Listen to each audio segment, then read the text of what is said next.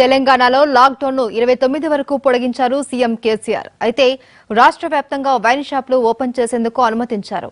కరోనాపై తెలంగాణ ముఖ్యమంత్రి కేసీఆర్ ఏం మాట్లాడారో ఇప్పుడు చూద్దాం. ముందు నుంచి చాలా కఠినంగా ఒక పకడ్బందీ వ్యూహంతో మన రాష్ట్రం వ్యవహరించడం జరిగింది.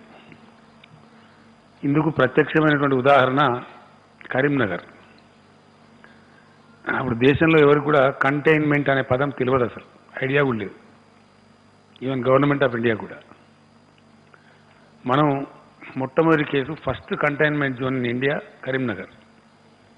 ఆ రోజు వరకు ఎవరికి కూడా ఐడియా లేదు.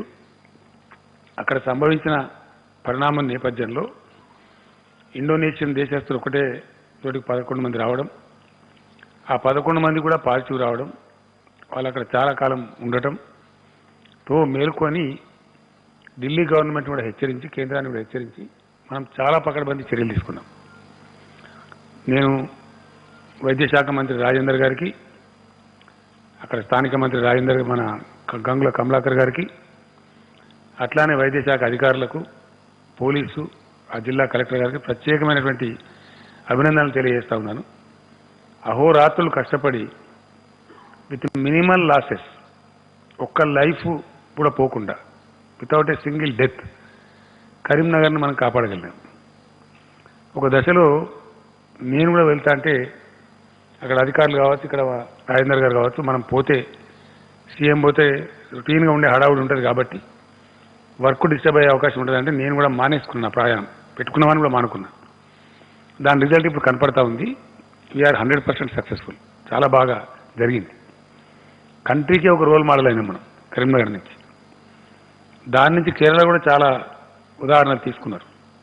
టఫ్గా ఎట్లా ఉండాలా ఓ సిచ్యువేషన్ వస్తే అని చెప్పి కరీంనగర్ దాని నుంచి మనం కూడా బాగా నేర్చుకొని మిగతా అంతా కూడా అట్లనే ఎక్కడ పకడ్బందీ చర్యలు ఏ పద్ధతిలో తీసుకోవాలా, అసలు ఎట్లా ఉంది, సమస్య యొక్క సాంద్రత ఏమిటి, సమస్య యొక్క తీవ్రత ఏమిటి, దాని దృష్ట్యా పనిచేసినాం కాబట్టి చాలా చక్కటి ఫలితాలు వచ్చినాయి. చాలా అదుపులో ఉంచగలిగినాం. కంట్రీ డెత్ రేట్ వచ్చి 3.37 ఉంది. మన దగ్గరనేమో 2.64 ఉంది. తక్కువ ఉన్నాం మనం కంట్రీ యావరేజ్లో. యాక్టివ్ కేసెస్ విషయంలో కూడా కంట్రీ యావరేజ్ 69% ఉంది, 69.21. మనము 42.7% ఉంది. అట్లనే రికవరీ రేట్ చూస్తే రికవరీ కంట్రీ యావరేజ్ ఏమో 27.40 ఉంది, మన కాడికి వస్తే 57.3 ఉంది. సో ఇట్లా ఏ పారామీటర్లో చూసుకున్నా కూడా డెఫినెట్గా మనం చాలా చక్కగా ముందు పోతూ ఉన్నాం. Red zone, orange zone, green zone అని విభజించినారు. ఇందులో 6 జిల్లాలు మనవి రెడ్ జోన్లో ఉన్నవి. సూర్యాపేట, గద్వాల, వికారాబాద్, మేడ్చల్, రంగారెడ్డి, హైదరాబాద్. ఈ 6 జిల్లాలు రెడ్ జోన్ కింద ఉన్నవి. 9 జిల్లాలు గ్రీన్ జోన్ కింద ఉన్నవి. కొద్దిగా మీరు రాష్ట్రం మంచి దయచేసి కొద్దిగా ఓపిక వేసుకొని ఇంకా ప్రజలకు క్లారిటీ రావాల్సిన అక్కడ ఉంటుంది. యాదాద్రి, భువనగిరి, వరంగల్ రూరల్, వనపర్తి, భద్రాద్రి కొత్తగూడెం, సిద్దిపేట్, ములుగు, మహబూబాబాద్, నాగర్ కర్నూల్, పెద్దపల్లి, ఈ 9 మనకు గ్రీన్ జోన్లో ఉన్నాయి. అట్లానే మరొక 18 జిల్లాలు ఆరెంజ్ జోన్లో ఉన్నాయి. అందులో సంగారెడ్డి, మహబూబ్ నగర్, మెదక్, జయశంకర్ భూపాలపల్లి, కామారెడ్డి, కరీంనగర్, జగిత్యాల్, మంచిర్యాల్, నారాయణపేట్, రాజన్న సిరిసిల్ల, నల్లగొండ, నిజామాబాద్, ఆదిలాబాద్, ఖమ్మం, జనగామ, కుమ్రంభీం, ఆసిఫాబాద్, నిర్మల్, జోగులాంబ, గద్వాల, ఈ 18 జిల్లాలు ఆరెంజ్ జోన్లో ఉన్నాయి. ఈ క్లాసిఫికేషన్ ప్రకారం కొన్ని సడలింపులు భారత ప్రభుత్వం ఇచ్చింది, కొంత వ్యవస్థ ఆ ప్రకారం నడుచుకోవాలని చెప్పింది. మనం దాన్ని అతిక్రమించడానికి మనకు అధికారాలు లేవు. అంతకన్నా కొంచెం కఠినంగా పెట్టుకోవచ్చు. ఆ వెసులుబాటు మనకి ఇచ్చినారు. కానీ we have to follow government of India guidelines మనం ఫాలో చేయాల్సిందే. ఎందుకంటే వాళ్లకు మనకు డిజాస్టర్ మేనేజ్మెంట్ యాక్ట్ కింద కానీ లేదా ఎపిడమిక్ కంట్రోల్ 1897 యాక్ట్ కింద కానీ సమానమైనటువంటి అధికారాలు ఇద్దరికి కూడా ఉన్నాయి, కేంద్ర ప్రభుత్వానికి రాష్ట్ర ప్రభుత్వానికి. కేంద్రం ముందు జారీ చేసింది కాబట్టి అది మొత్తం దేశానికి వర్తిస్తుంది కాబట్టి మనం కూడా ఫాలో చేయాల్సి ఉంటుంది.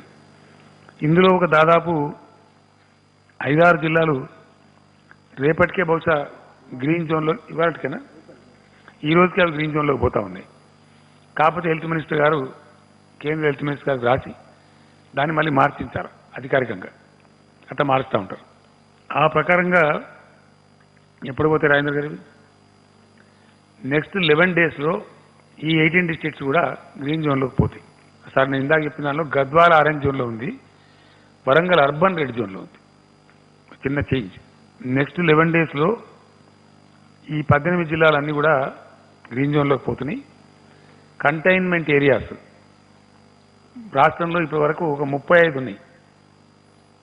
35 కదా, 35లో హైదరాబాద్ ఎన్ని, 19 హైదరాబాద్లో, 16 ఈ రెడ్ జోన్లో ఉన్న ఇతర జిల్లాల్లో ఉన్నాయి. ఇవి కూడా నాకు తెలిసి ఈ రోజుకే 35 నుంచి అన్ని వెళ్ళిపోయి ఒక 12 మాత్రం మిగిలే పరిస్థితి ఉంది. మిగిలినటువంటి 23 వెళ్ళిపోతున్నాయి. అవి ఈ రోజు గడువు తీరుతున్నది. వీటిని కూడా డీనోటిఫై చేసేస్తారు. అట్లా అవి కూడా తగ్గిపోతున్నాయి. పెద్ద అతిశక్తివంతమైన అమెరికాలోనే కుప్పలుగా చచ్చిపోతూ ఉన్నారు. మన దేశంలో కూడా కొన్ని రాష్ట్రాలలో భయంకరంగా పోతూ ఉంది. మరి మనం చాలా తక్కువ నష్టాలతోని మన చేతిలో ఉన్న ఒకే ఒక ఆయుధం లాక్డౌన్.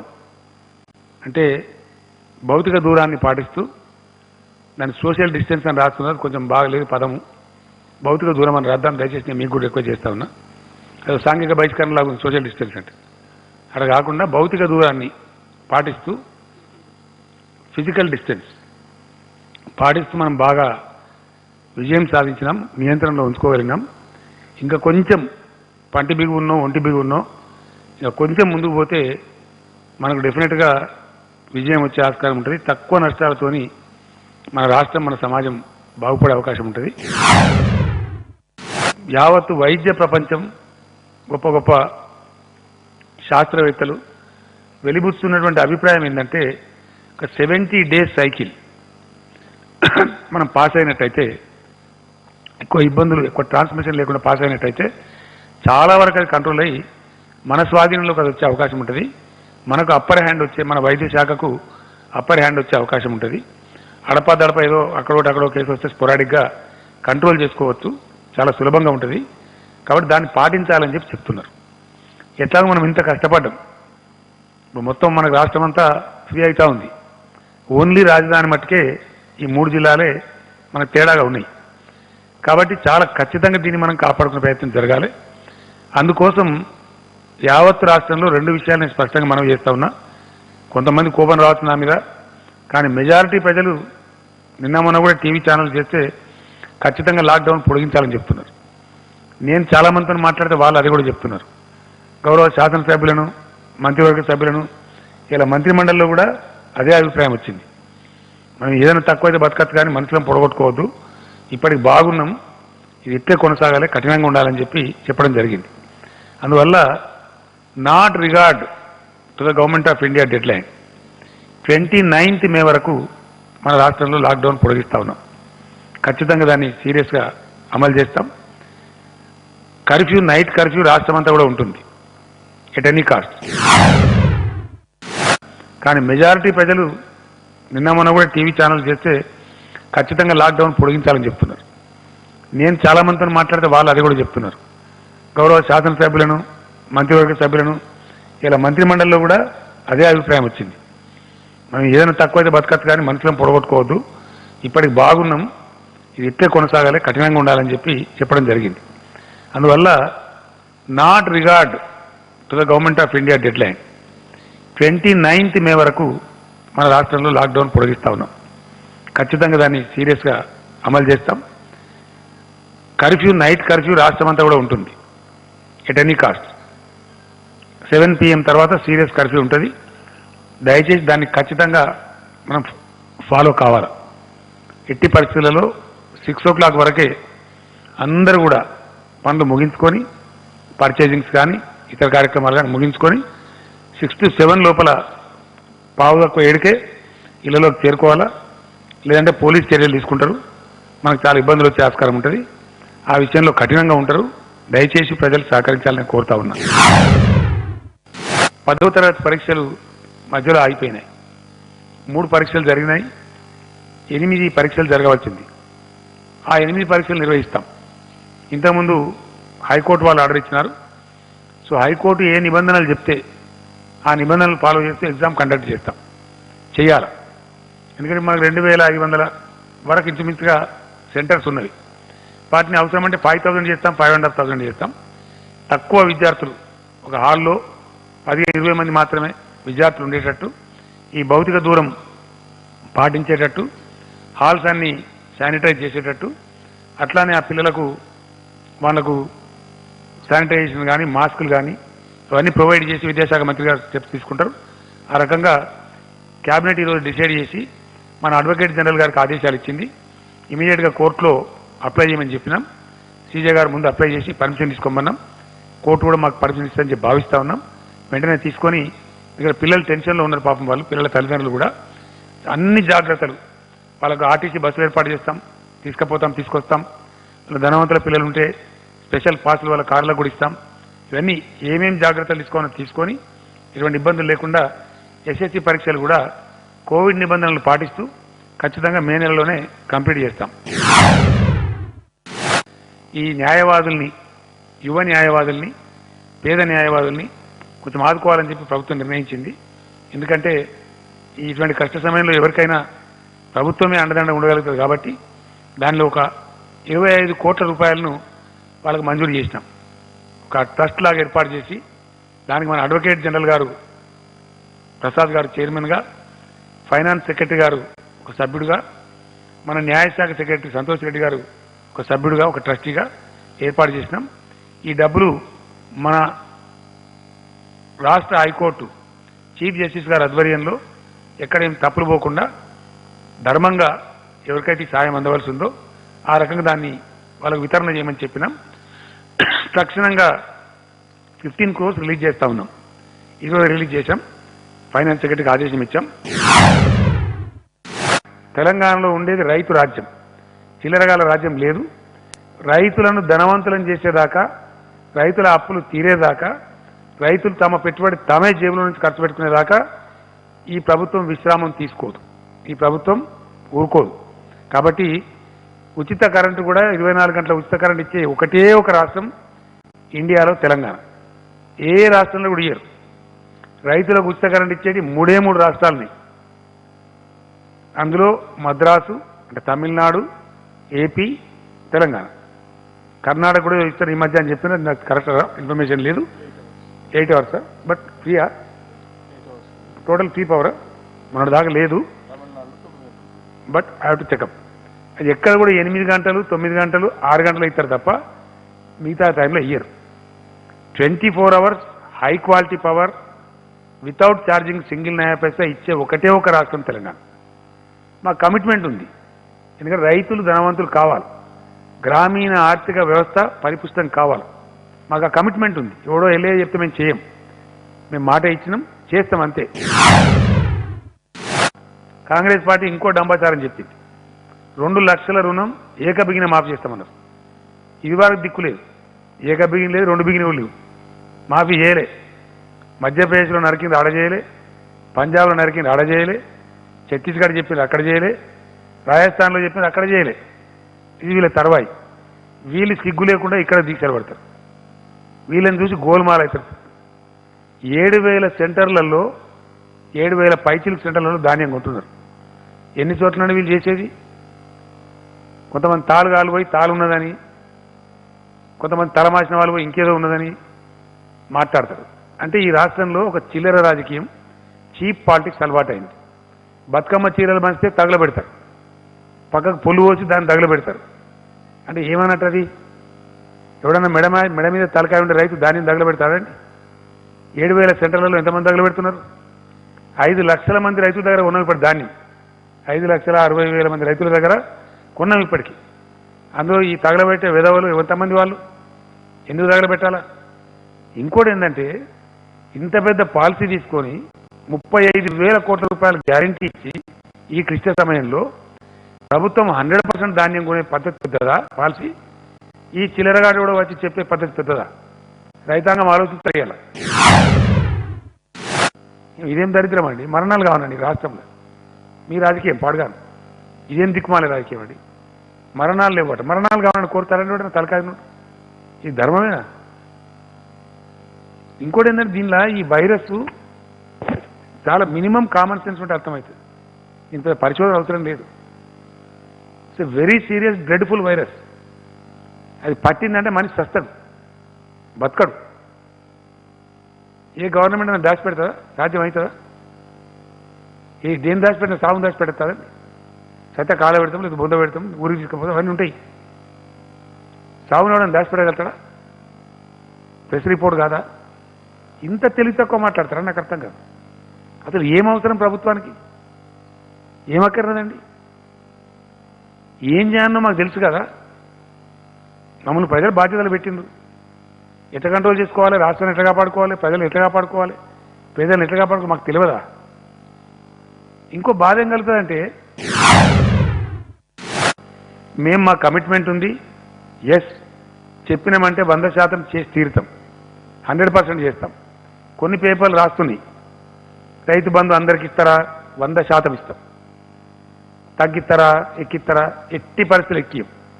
కేసీఆర్ బతికున్నంత వరకు, టీఆర్ఎస్ ప్రభుత్వం ఈ రాష్ట్రంలో ఉన్నంత వరకు రైతు బంధు కార్యక్రమం యథాతథంగా కొనసాగుతుంది.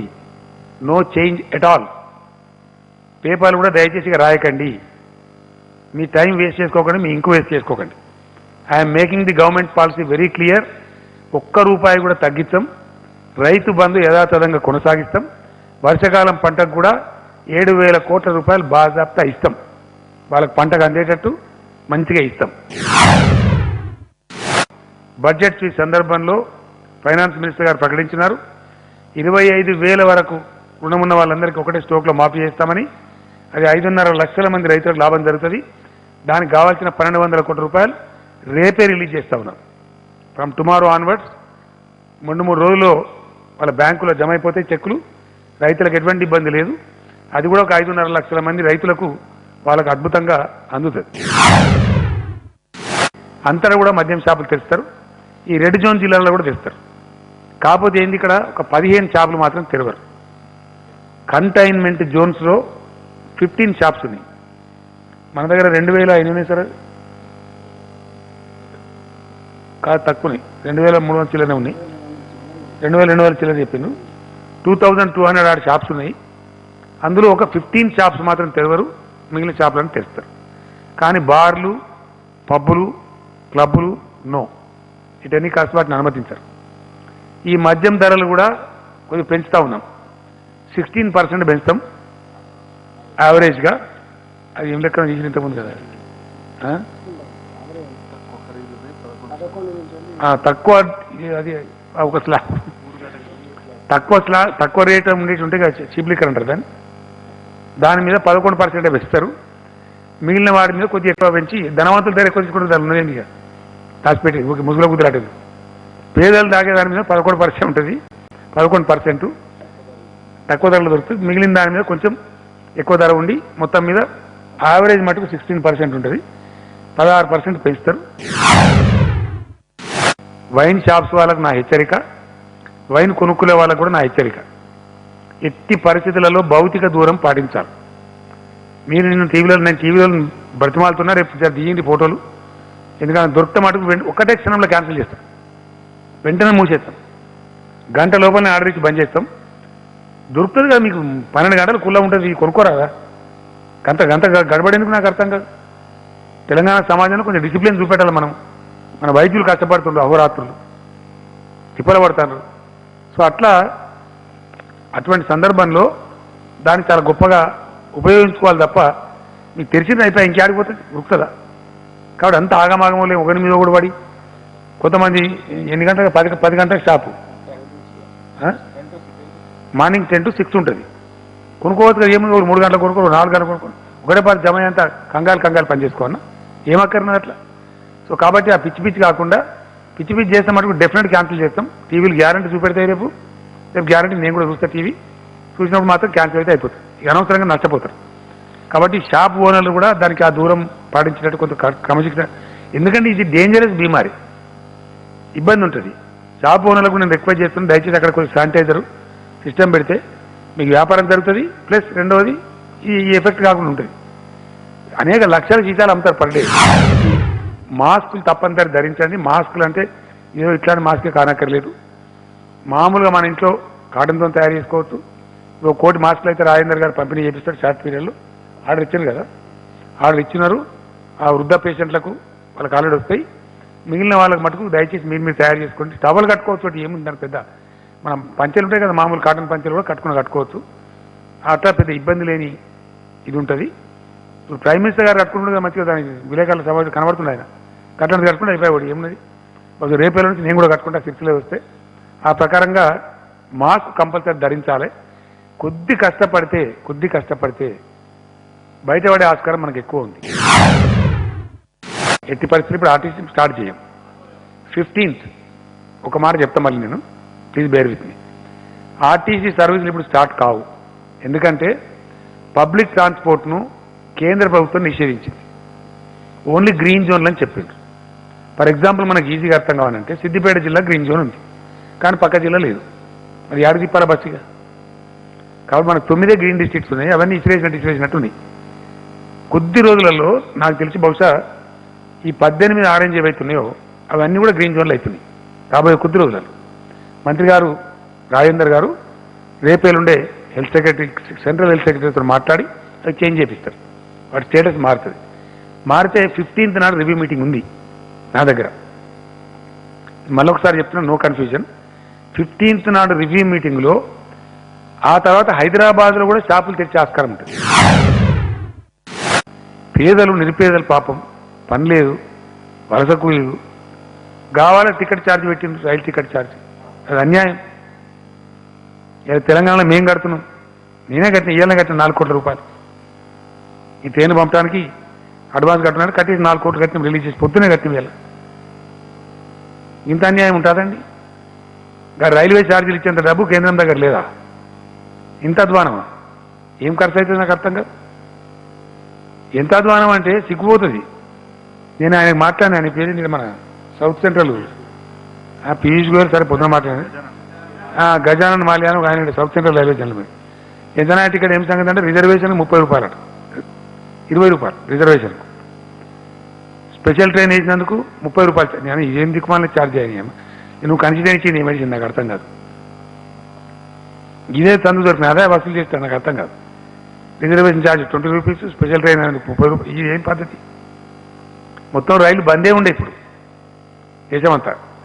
చెప్పిన కూడా నేను హోమ్ మినిస్టర్ గారికి చెప్పిన స్వయంగా, ఏం పైన ఒక 1000 రైలు నడుపుకుంటే ఎందుకు చెడ్డపేరు తీసుకుంటారని కూడా చెప్పిన. మరి వాళ్ళ ఆలోచన ఏందో ప్రజలకు మరి వాళ్ళు ఏం సమాధానం చెప్పుకుంటారు కానీ చూడాలి. మరి ప్రైమ్ మినిస్టర్ గారి దగ్గర కూడా డబ్బులు ఉన్నాయి, రాష్ట్రానికి ట్యాక్స్ వస్తుందంటే కేంద్రానికి కూడా రాదు. కాకపోతే ఈ దేశంలో ఆర్థిక నియంత్రణ, బ్రాడ్ ఫిస్కల్ పాలసీ కేంద్ర ప్రభుత్వం దగ్గర ఉన్నది, అధికారం వాళ్ళ దగ్గర ఉంది. మీ దగ్గర అధికారం ఉంది, మీరు అధికారం ట్రాన్స్ఫర్ అన్నా మాకు చేయండి, లేదంటే డబ్బులు ఇవ్వండి అని అడిగింది. డబ్బులు లేవు, మీరు ఇవ్వలేరు, మీ దగ్గర డబ్బు లేదు. కాబట్టి ప్రపంచవ్యాప్తంగా అవలంబించబడే విధానాలు ఏవైతున్నాయో ఆ విధానం ప్రకారంగా డబ్బులు ఇవ్వడానికి నేను ఒక మార్గం సూచించాను. వాళ్ళు దాని మీద శ్రద్ధ వహిస్తలేరు, వాళ్ళు చేస్తలేరు. బేసిస్ ఉంటుందని చెప్పి నేను చెప్పిన హెలికాప్టర్ మనీ కాకపోతే ఏరోప్లేన్ మనీ అని చెప్పి అడిగింది, అంతే కదా. ఇస్తలేరు. ఇవ్వకపోగా చాలా కొంచెం ఇరకాట మనస్తత్వంతో ప్రవర్తిస్తూ ఉన్నారు. అది కరెక్ట్ కాదు. Whether they are FRBM loans or any other loans, దాని డిఫర్మెంట్ ఇవ్వండి. చిన్న పని కదా, ఎందుకు చేస్తారు కేంద్రం? I'm surprise really. కేంద్రం మీద వచ్చే బర్డెన్ ఏంది? What is this policy? We're not able to understand. Very sorry for the attitude of the government of India. I really feel sorry. మా నిరసన కూడా వ్యక్తం చేస్తాం. చూస్తాం, కొంత సమయం చూస్తాం. మరి వాళ్ళకి ఏమైనా పాలసీ ఉందా, మంచిగా చెడ్డా వెయిట్ చేస్తున్నాం. అటువంటి సందర్భం వచ్చినా డెఫినెట్గా చాలా తీవ్రంగా ప్రతిస్పందిస్తాం. జరగాలి కదా మరి. కడుపుకు లేనివాడు ఏం చేస్తాడు? జరగకుండా ఉంటే ఏం చేస్తారు?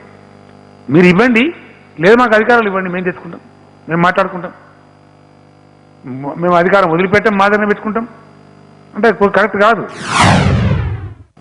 ఒక పవర్ బిల్ తెస్తా ఉన్నారు.